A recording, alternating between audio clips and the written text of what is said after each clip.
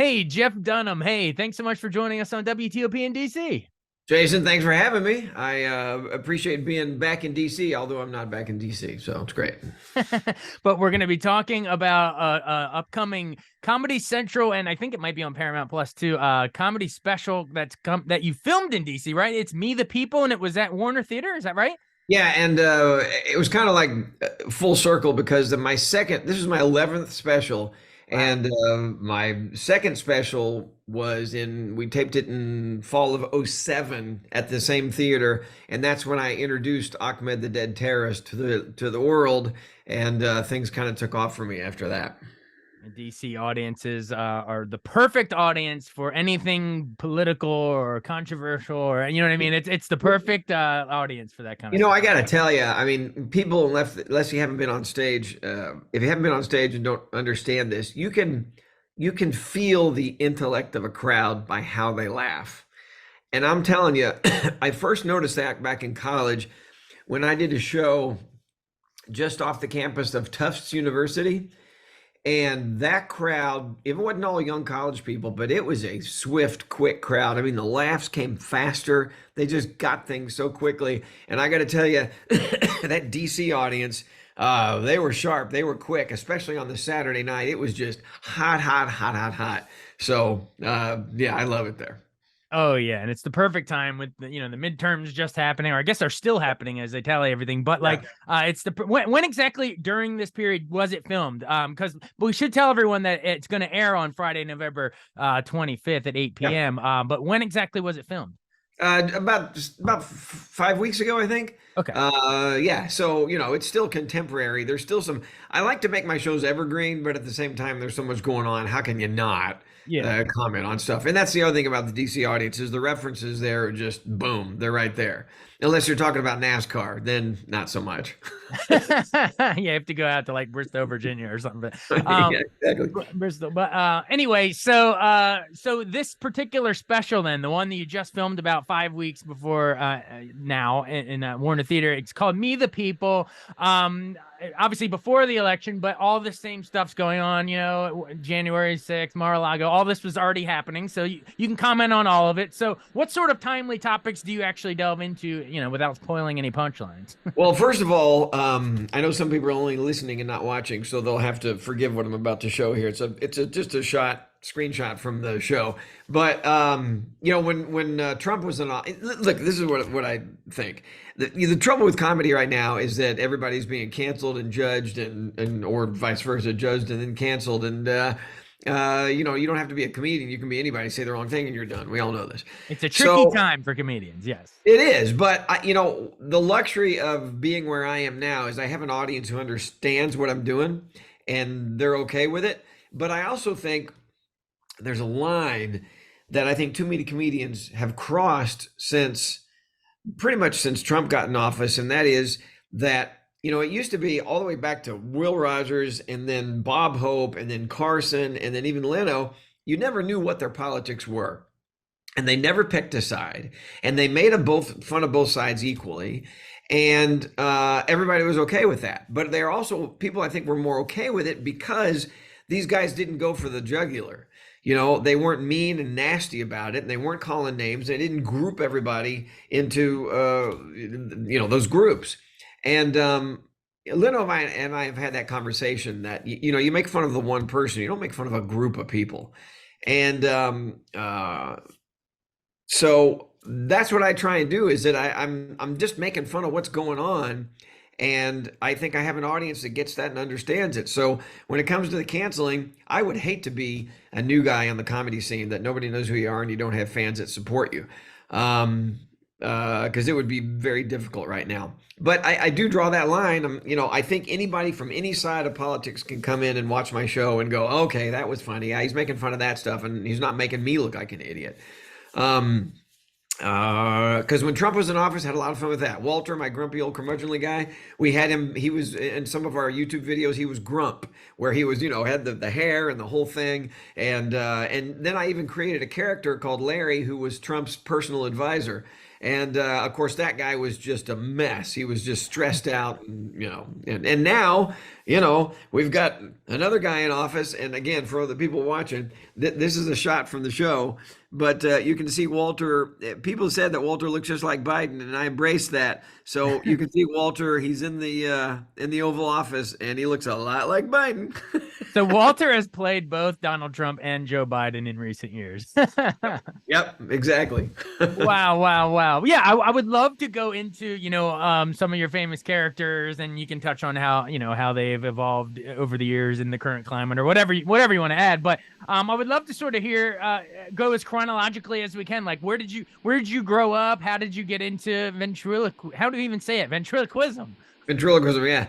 I was in the third grade, and I saw a dummy in a toy store, and in fact he's sitting right over there. That's the little guy with the hat on. That's the first dummy I ever had. A little plastic vinyl Mortimer Snurd, who was a character of another famous ventriloquist back in the radio era.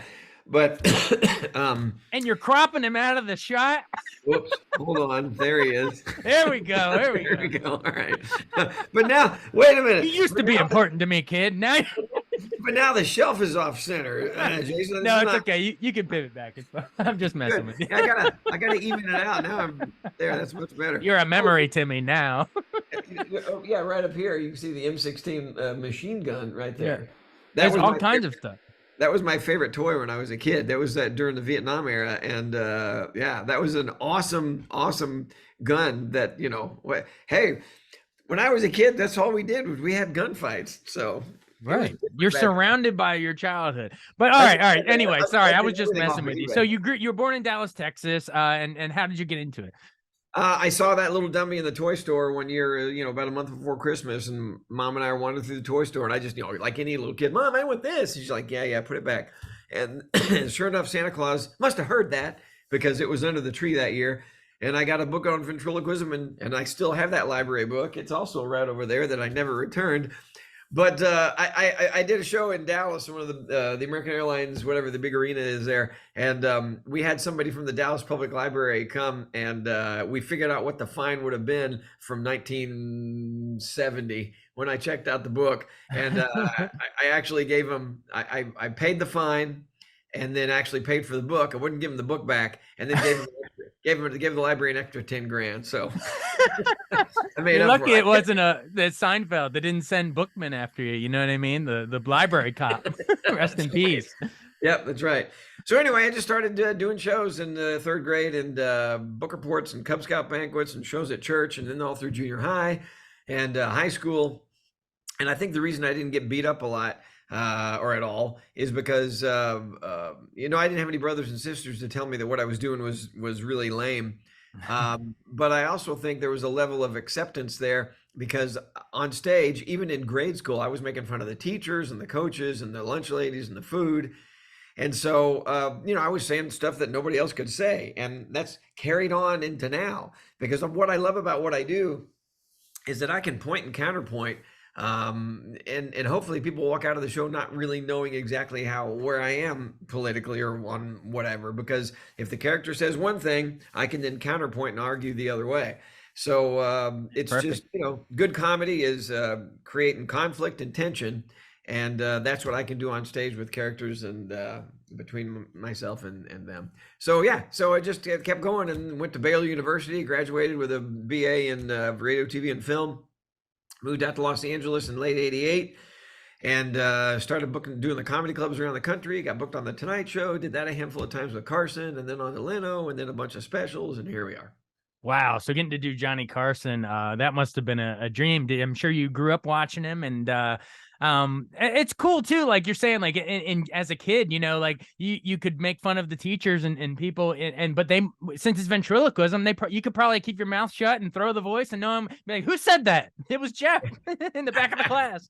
Well, it was more that I don't think the teachers knew what to think, because here I was, a kid and doing pretty well. And I would always get A's on the oral reports and all that stuff. And I just felt like, even back then, I felt like it was cheating a little bit, just because I had this skill of ventriloquism. Didn't mean that I was any more, any better at I hadn't read the book or done a report any better than anyone else. It's just that I happened to have the report coming out of the dummy. So It was a cooler gimmick, you know. I guess that's what it was. I'm not sure.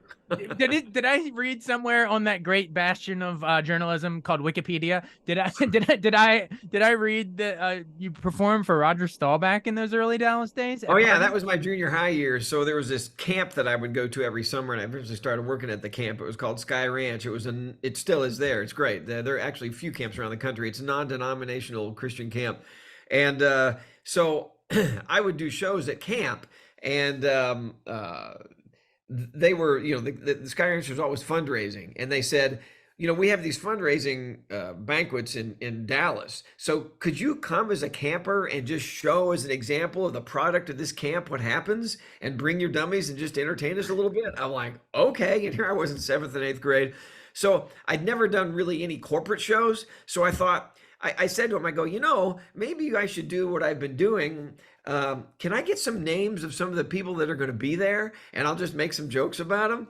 And so a couple of banquets, Roger Staubach, who was, the star quarterback of the Cowboys in the late 70s, he was at a couple of banquets, and there's this 13-year-old kid on stage making fun of him. It'd be like, Mr. Staubach, it's good to see you here. How's the season going? Oh, maybe you should be out practicing. Hey, us Washington, D.C. football fans, we love that. They were our rivals, so we probably would have appreciated that. That's right. That's awesome. Well, I just had to ask you about that. That's hilarious. Well, what was it like? You mentioned it. Let's loop back around. What was it like getting to be on the Tonight Show with Carson? Like, do you remember did you have Walter with you at that point? Yeah. No, that was an epic night.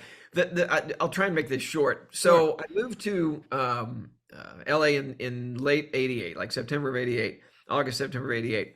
And I had been going back and forth to Los Angeles to try my, dip my toe in the water of the comedy clubs, because I really hadn't worked comedy clubs living in Texas. And so I would go out there, and Comedy Magic Club in Hermosa Beach, California, the guy named Mike Lacey that owned and ran the place, he let me on stage a few times, and he kept telling me, you need to be on the Tonight Show. I need to get Jim McCauley here, the guy that booked all the comics for Carson. And so he kept saying that, and that started in '86 when I was really doing the clubs. Then finally I moved there in '88. Jim McCauley had seen me a few times. He kept telling me, no, you're just not ready. You're just not funny enough. And that started back in '86, my first audition. So I auditioned for the Tonight Show however many times. And then in December of '88, McCauley said, you're ready. Saw me the Comedy Magic Club. He said, that's great. He says, we'll have you on in like late December, right before Christmas. And he said, I'm going to come back one more time to see you the night before, and make sure you're ready, make any tweaks, any adjustments. So that was, 2 or 3 weeks before I was going to be on. Went back to Texas, bought the $1,000 suit, told all my friends I was in TV Guide, going to be on. Then Jim McCauley came and saw me at the Comedy Magic Club the night before I was supposed to tape with Carson the next day. He left early, and he called me the next morning. He said, Jeff, I got to tell you, I made a mistake. You're just not ready. And I had set a goal when I graduated from high school in spring of 1980. I gave myself 10 years to be on the Tonight Show with Johnny Carson. And I knew that would entail a lot, going through college and working my way. So 10 years. So this was fall of '88. I had been booked, and then literally had the carpet ripped out from under me. And that had been my goal for almost a decade, for 8 years, to be on that show. And then he said, no, you're not ready. And he said, trust me, when it comes to being on the Tonight Show with Johnny Carson, it's better to be 5 years late than 1 day early. And I've applied that to everything in life. Yeah. Just don't get in a hurry. Just make sure that you're ready when this opportunity comes. And so I kept doing shows, and I ended up auditioning for the Tonight Show nine times, and I got 8 no's from McCauley. You're not ready. You're not ready. You're not ready. And finally, he came to the place called the Ice House in Pasadena. He saw me, and the show went great. I killed. I go, I don't know what I'm doing, how I can do this any better. He walked out in the parking lot, and he goes, okay, you got it. I go, I do? He goes, yep. The ninth time was the charm. Yeah. And what's crazy is I graduated in May of 1980, gave myself 10 years. I was on the Tonight Show in April of 1990. So I made it by 1 month. That 10 down to the wire. Yeah. And then what's amazing, that first time, it was with Carson, Friday night was the night to be on. That was his favorite night. That's when the audience was hottest, because they knew it was his night. Right. And that night, there were 2 other guests. It was me, Bob Hope, and BB King. Oh my gosh. Oh yeah, so it was an amazing night, and yeah, and I did fine with my act, and it was with Peanut and Jose Jalapeno on a stick. But then the magic came when uh, I got waved over to the couch, and that never happened your first time on with Carson. But That's when waved. you know you've made it. He liked it. He thought it was funny. You know what I mean? Yeah. And Freddie DeCordova, the executive producer, he had told me, he goes, "Don't you have another character?" And I go, "Yeah, I have Walter." He goes, "Why don't you put that behind the couch?" I go, "For what?" He goes, "Just in case Johnny calls you over. I think he's gonna Whoa. like you." I'm like, "No, that's not gonna happen." He goes, "Just trust me. Just put him behind." So I put Walter behind the couch. Johnny called me over. I sat down. We, talked a little bit. And he goes, "Don't you have somebody else?" And I pulled out Walter, and then that's when the magic really happened, because Walter comes out and he goes, I go, "Walter, you know where we are?" He goes, "Yeah, I know where we are. I don't give a damn." And he looks over at Carson. And I go, "Don't you know this guy?" He goes, "Yeah, it's my wife's first husband." That Walter, that rascal. Yeah. Then he looks over at Ed McMahon. Now, Ed McMahon at that time was the spokesperson for Publishers Clearinghouse. You know what that is? Yeah, I remember. Yeah, they would like give away the sweepstakes. Yeah, money. he was always doing the commercials. And Walter looks over at him and he goes, "Hey, don't you have some letters to write?" So, I like that you're talking about him like in the third person, not like I came up. No, I have to, because, and that's anybody that starts working for me, eventually they drink the Kool-Aid, because you can't say over and over, when you made Walter say. No, it's when Walter said. So then the cherry on top of the whole night, though, is at the end, we go to commercial break, and I actually turned to Johnny and I said, "Mr. Carson, if it's okay, could you thank me for coming? Because I have a joke." And he goes, "Yeah, whatever. I'll thank you for coming. No problem." So, he turns to me at the end of the show. He goes, "Well, we've had a great night, blah, blah, blah." And Walter, he turned to Walter and he goes, "Walter, I hope we'll see you again." And Walter turned to Carson and goes, "Oh yeah, it'd be a cold day in hell before you get me back to this damn show." And did he lose it? Did he? Yeah, that's Johnny Carson. And here I was, basically a kid, telling Johnny Carson it'd be a cold day in hell. And yeah, Carson actually laughed really hard and he goes, "That was perfect." So yeah. No, that's hilarious. And to your point, that's you as just Jeff Dunham could not have said that to Carson. But the fact that you have this alter ego saying it, it's perfect. You can bust his balls. It was great. Yeah. And then I apologize. "I'm sorry. I did. Yeah. Not my fault." The split personality. It's so great. You can play both sides. That's awesome. And Bob Hope and BB King. I mean, come on. That's awesome. Well, all right. Well, let's get, thank you so much. I'm glad we covered your backstory and everything, but 11 Comedy Central specials later, I want to go at least into a little bit when people come, what kind of characters they're going to see. And I don't know if you have any of them there with you, but is Walter there at the moment? Yeah, hold on. It's not 11 Comedy Central specials. It's I think 8 Comedy Central specials, 1 NBC special, and 2 Netflix specials. All right, 11 total then. So we've come all the way back to Comedy Central. Welcome back. I'm hoping to get a big number for them, because I guess they're, well, anyway, I think they'd appreciate a big number. I still hold some of the records there, by the way. I don't think they'll ever be broken. They're, some of their biggest numbers ever for premiere of a show and stand-up specials. I've got a very loyal, amazing fan base, so it's kind of fun. Awesome. Well, can you give us a hint of which characters might we see that you filmed at the Warner Theater right here in DC? We tune into Comedy Central on November 25th. Who are we going to see? Well, there's always a Peanut, the little purple guy. He's kind of nuts. And there's Earl is the new guy. So during the pandemic, like I said, I'd never, all the years that I've been doing shows since the 3rd grade, I had never gone, in all those years, never had gone more than 2 weeks without doing a show, except for my honeymoon. Took a month off. But so when the pandemic hit, it was like, what the hell am I supposed to do? So I decided to do some Facebook Lives and some YouTube Lives, and then turn them into regular YouTube videos where I showed people how to build a character, how I create them. And we did those videos and created a character who's a younger guy who's stuck on his smart device a little too much of the time, and generation gap there for sure. And his name, we had a naming contest by fans, and they named him, one guy named him Earl, but it's spelled URL. So that guy's going to be in the show. They didn't give you any, they didn't give like any, a website URL. Huh? Yeah. Huh? Yeah. URL. Yeah. Oh yeah. No, I know. I just was teeing it up for you. It's spelled it's spelled URL. Yeah. Right. And he's got like a beanie and like a little like an earpiece or AirPod or something in. Well, he got his AirPod. What are those called? AirPods. Yeah. Right. AirPods. Here. Did I show you this already? No, I didn't show you this. Yeah. Oh, you showed it to me. All right. Oh my gosh, That's I'm sorry. Walter. I've done like 4 interviews this morning. Sorry about that. I No, forget. that's awesome. It's like doing 3 shows on a Saturday night at a club. By the time you get to the 3rd show, you're telling a joke and you're like, didn't I just tell this? I can't remember if I did.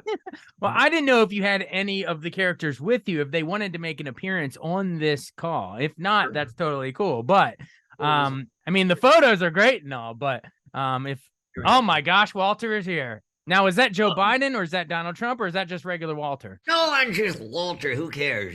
Jason, is it? It's good to see you, Jason. Yes, thanks for having us on here. Yeah, your buddy Jeff was just telling us about how you told off Johnny Carson. And that takes some balls, Walter. Not my buddy, he's my employer. Thanks a lot. Yeah. I don't care. Yeah. Well, what was Carson like?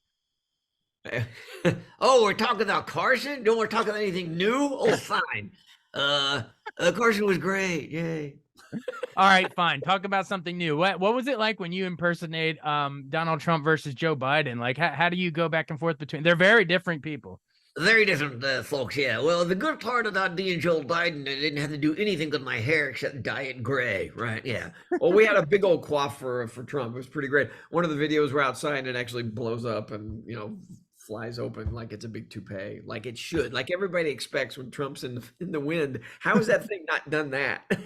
That was a punchline long before he ran for office. That the hair was always a comedian go-to right there. So. Exactly. Yeah. And then what about when you're doing Biden? I mean, how's that different than doing Trump? I mean, the two ran against each other. They were mortal enemies, and you play them both. Well, being Trump, you say things that are inflammatory and ridiculous. And when you're Biden, you say things that make absolutely no sense whatsoever.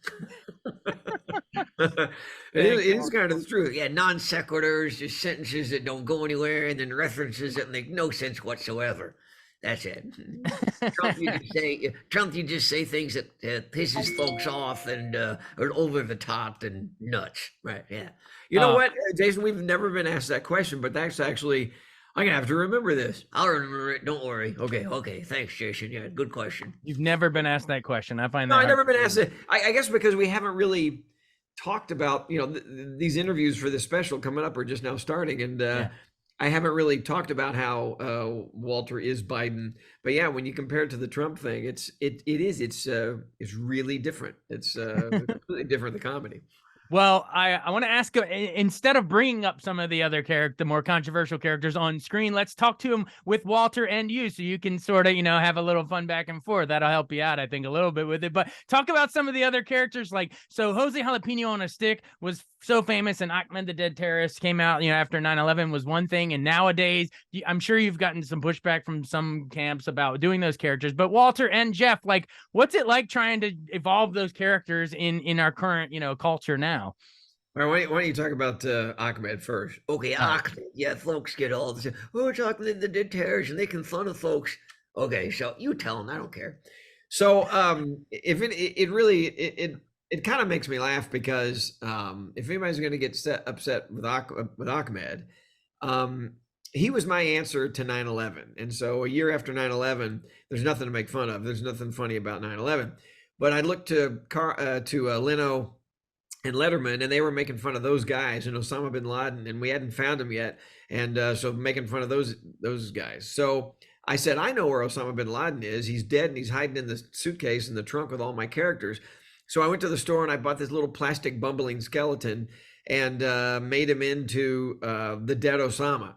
And I wanted to make sure that this was going to work, and I wrote jokes imagining that there were family members in the audience that had lost people directly from 9/11. And a year later, what would they be ready to laugh at? What would help them move forward, and what would make the rest of the country laugh as well? I wrote those jokes, did that material, and then I thought, I'm not going to go to Alaska or Hawaii or someplace as far away as possible to try it out.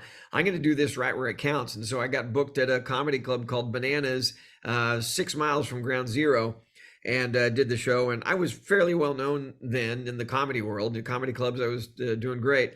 Sold out on a Friday night was the first show, and did my 45, 50 minutes of my regular characters. And then I said, well, folks, there's one sentence we've all been waiting to hear, and that is Osama bin Laden is dead. And of course, the crowd went crazy. And I said, well, I got to tell you, we have a special guest tonight. I think I found him. Ladies and gentlemen, please help me welcome Osama bin Laden. All the way from Abbottabad, Pakistan. Exactly. But it was like God put a big vacuum cleaner and sucked all the air out of that room. It was completely quiet, because I know those people were thinking, what is this a-hole from California brought us now? And I pulled out this bumbling skeleton and ad-libbed the I kill you for the very first time, went through the jokes, and it couldn't have gone better. And then it just kept growing after that, and more and more shows. I then put him away for a couple of years, and then brought him back for my next special, which was Spark of Insanity at the Warner Theater in DC, and brought him out on stage and went through his initial routine. And again, just amazing response. It took off. The YouTube videos went crazy. Started getting, letters from the military and the military folks' families thanking me for this. And they started using him as nose art on aircraft, all that kind of stuff. It was just nuts. So he will be here in this special that's about to air. He was at the Warner Theater that night. He certainly was at the Warner Theater during the show. All right. So for you as a comedian, the nuanced needle to thread, like you were saying earlier, is to not make fun. You said you can't make fun of the bigger group of, we're not making fun of all Muslim Americans. You're targeting the actual bin Laden, and make fun of a specific person is how you do comedy. Yeah, and I make it my whole point with all that was he was embraced by the country, and now. And then in 2016, I did another Comedy Central special called All Over the Map, which we literally went all over the map. We went to, I don't know how many different continents and countries and everywhere, all the way from, from here to Canada, to Iceland, to South Africa, to Australia, to Singapore, to the Middle East. So my point was, though, here I was in the middle of the Middle East in Abu Dhabi, doing a show for 4,000 Muslims. And who was there, all in the dish dash outfit, the men, the women, all in black, and the men all in white. Who was their favorite character? Ahmed the Dead Terrorist. Then this is how crazy the world is, how great the world is when you look at it from a certain perspective. 2 nights later, I'm in the middle of Tel Aviv, Israel, doing the exact same show for 4,000 Jewish people. And guess who their favorite character was? Ahmed the Dead Terrorist. So it crossed both lines, yeah. Yeah, and I'm doing the exact same show. I didn't change a word of it. And so my point since then, that was one of those moments that standing on stage, you're able to think even while you're doing your act. And it was like, how in the world did this happen? How is this happening? It was almost a tearjerker kind of time to see that happening, because comedy is so universal. We all laugh at the same things.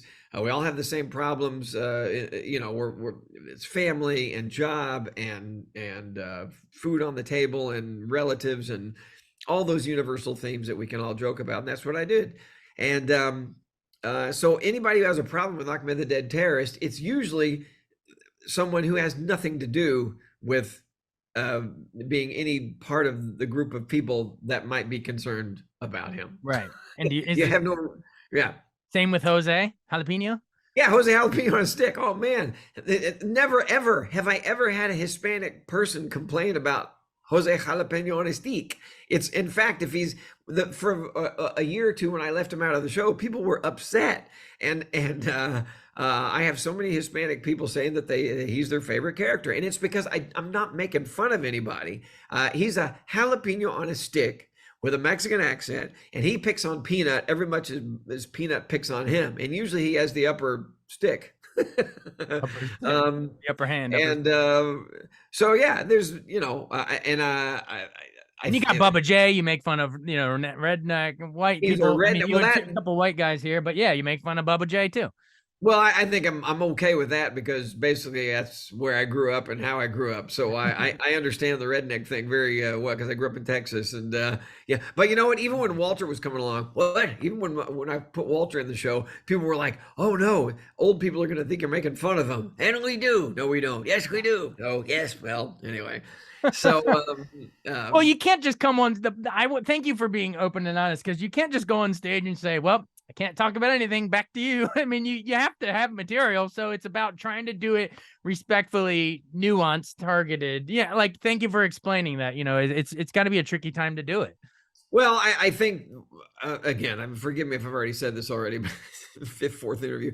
Uh, I think it's just being able to navigate those waters of knowing what to say. Anyway, I've lost my train of thought, but yeah. Anyway. No, yeah, it's. I just wanted to thank you for coming in and going there in this interview and talking about it. Is it makes sense how you're saying it. Well, you've been hilarious over the years, and Walter, sorry we got talking. I mean, I feel like we left you out of the conversation here. You just I don't really care, Jason. I'm just sitting here on a desk next to Jeff, and it's just fascinating. And you have a much nicer background than Jeff does. It's tasteful. You have one photo there or somebody. It's like that's all that's my wife, Ashley. She decorated all this, So oh, she did. Okay, good, because it's very tasteful. You look behind Jeff, it looks like Walt Disney threw up. Well, one of those pieces of vomit, he introduced me to his first ventriloquist dummy. Have you met? Oh, that piece of crap over on the wall. Yeah, that's great. He's out of the frame now. We don't show him anymore. Of course not. Don't do that. Yeah. Well, Walter, do you have a favorite character? And again, Zoom's going to kick us off in like 6 minutes, so I'm generous with your time. But before we run, Walter, do you have any favorite characters other than yourself? You're not allowed to say yourself. What are the other characters like when you're hanging out with them, in the truck or in the back of the van or whatever? Well, I'll just run through. And Peanut is just he's an idiot like on I don't know what he is, a dummy on crack. No, we don't know what he is. We don't know where he's from. No one cares. And then there's Brother Jay, the white trash trailer park guy. He's okay to hang out with, but he drinks a little too much. Then there's Ahmed, the dead terrorist. He's a terrorist, for God's sakes. You tell me, Jason. I'm running down the list. Who would you want to hang out with? Who would be none of the above? I would hang out with you, Walter, because you seem like a distinguished gentleman. I love your haircut and the bow tie. Well, thanks, Jason. Now I feel that he said something nice about me. Yeah. Okay, fine, great. Thanks a lot. Well, Jason, you should come out to one of our shows. We'll be heading back to DC sometime soon. Yeah, exactly. But until then, you can see the historic Warner Theater here in DC. You can see it on the Comedy Central special. It's going to air on Friday, November 25th. So, if you got family in town, the whole Thanksgiving weekend, you know what I mean? Like, come check. You got to tune in and check it out. And people ask us, is the show, is my live show, is the special, is it family friendly? And then, Walter, what's the answer? It depends on your family. That's right. Yeah. But yeah, if you got a Jeff Foxworthy family, they might like Bubba. It depends what your family is, what I mean? But by the way, I was very cognizant this time. I have 7-year-old twin boys, and I was very cognizant of what would I at Thanksgiving time be okay with sitting down with the family to watch. And so I think what we ended up with on Comedy Special, I think everybody can sit down. It's got some edge to it, but I think Grandma and the kids will be okay. Yeah, watch your Macy's parade and your It's a Wonderful Life, and then the next day on Black Friday, there you go. Come home from shopping and check in with Walter here. That's perfect. All right, well, I really appreciate you making so much time for us and bringing on the puppets. Sorry, Walter, you're a real person. Sorry, I'm sorry. I don't mean to call you a puppet. It's okay. It's just fine, Jason. I understand. Walter, what's it like having a guy's hand up your what? Oh, do we have to go there now? He's like, I thought we were signing off. No. He has soft hands. It's okay. Yeah, I hope he trimmed his nails. He lost his watch. What is this, Pulp Fiction? That's actually one of the bits in the show where Peanut says he found my watch. I love it. That made it in the special. So. Oh man, yeah. Well, you go. Yeah, I think that's the perfect place to leave it. The soft hand. A hand up the ass joke. That's good. Good night, everybody. Can't talk that. That's all right. See you at it. Like Jerry Seinfeld, he had to leave. Or no, that was Costanza. That's all right. I'm out of here. All right. Hey, thanks so much, Jeff Dunham. I appreciate it. Thanks for the time.